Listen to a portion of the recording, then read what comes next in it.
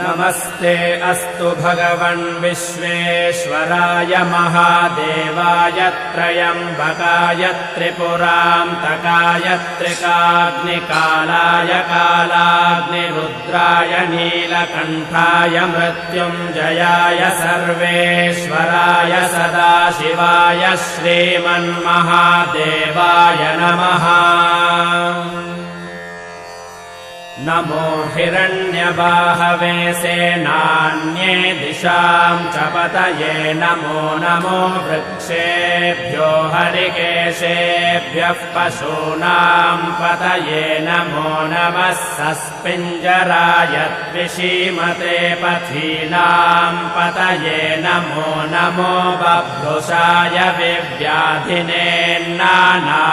पतये नमो नमो हरिकेशाय योपवीति